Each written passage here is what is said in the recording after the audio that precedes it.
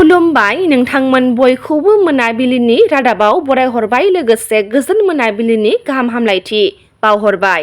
नोंथांमोननि थाखाय लानानै फैबाय आङो सानसेनि माखासे गोनां खौरांफोरखौ। नोंथांमोना भिडिअखौ अननानै जोबजासिम नायलांदो। सानसेनि माखासे गोनां खौरांफोरानो जादों समाजारि बिजोङाव रिल्स भिडिअ बानायगिरि rasma ब्रह्मआ गोमानानै थानाय जाथाया WhatsApp, फेसबुक बायदि समाजारि बिजोङाव दिनै गोसारनायखौ जोङो नुनो मोनगासिनो दङ। समाजारि बिजोङाव रिल्स भिडिअ बानायगिरि rasma ब्रह्म 26 बोसोर बैसोनिया थांनाय 8 जुन रबिबारनिफ्राय गोमानानै दङ होनना खौरां मोननाय जादों। खौरां मोननाय बायदिब्ला rasma ब्रह्मआ क'क्राझार जिल्ला मंगलजरा माटियादाल गामिनि थागिबि जारिमिन ब्रह्मनि आंगो बिसि आरो सासे 9 बोसोर बैसोनि हिनजावसा गथ'नि बिमा।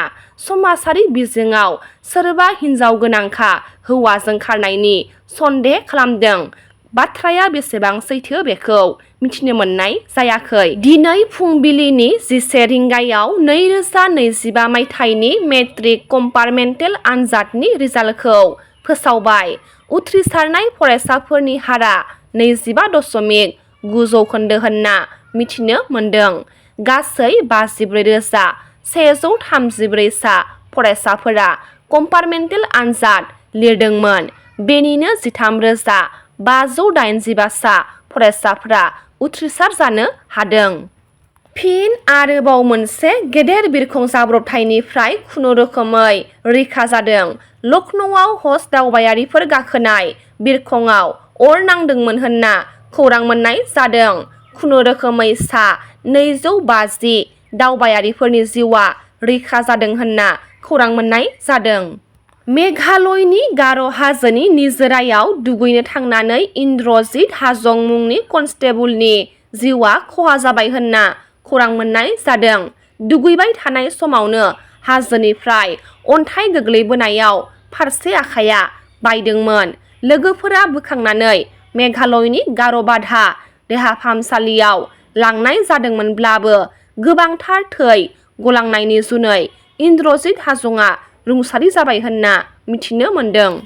सनितपुर जिल्ला ढेकियाजुलि बालिसिया गामिनि सुबुल दैमारि आरो अनिता दैमारिनि सेथि फिसाज्ला थुलुंगा आरसिन दैमारिया 2025 मायथाइनि निट आनजादाव उथ्रिसार जानो हानानै ओनसोलाव गोग्गानाय लाबोदों।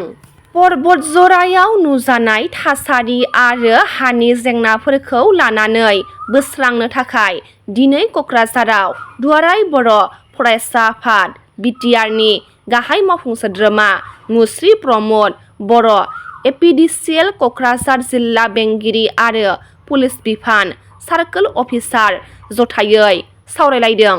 रायजो राजानि गुबै बिथांखिखौ बिथा खालामनानै एबसुआ हाबा मावगोन आरो एबसुआ जोबोद गोख्रैनो जायगानि थागिबि सुबुंफोरजों लोगो हमनानै बिनि सायाव सावरायगोन होनना मिथिनो मोनदों। क'क्राझार जिल्लानि सिथिलायाव कच राजबंशी सचेतन मन्चनि बानजायनायाव आरो सिथिला आन्चलिक आक्रासुनि हेफाजाबाव कच राजबंशी हारिनि समाजखान्थि सोलोंथाइ, रांखान्थि, राजखान्थि, हारिमु आरो समाजारि जेंनानि बिथिंनि सोमोन्दै सांग्रांथियारि मेल खुंदों। बे मेलाव केएसिनि मासिगिरि हितेश्वर बर्मन, इएम करमेश्वर राय, इएम प्रदीप राय, आक्रासुनि आफादगिरि बलराम बर्मन सिलाराय, सेनानि गाहाय राजुकुमार बर्मन, गुबुन गुबुन दैदेनगिरि आरो गोबां रायजो राजाफोरा बाहागो लादोंमोन। बे मेलनि गेजेरजों फैगौ बिटिसि बिसायख'थियाव कच राजबंशी सुबुं थानाय मोनबा बियाब फारियै फकिरग्राम, गुमा, थुरिबारि, मथनगुरि आरो मुदैबारियाव कच राजबंशी हारिनि सुबुंखौ बिजाथि फसंनायनि थिरांथा लादों। दिनै सानसेनि रादाब फरायथिनाया एसेनोसै। गाबोन फिन गोदान रादाब लाना लोगो मोनगोन। नोंथांमोना भिडिअखौ जोबजासिम नायबायब्ला अननानै लाइक, शेयार, कमेन्ट लोगोसे साबस्क्राइब खालामनानै होदो। गोजोन्थों।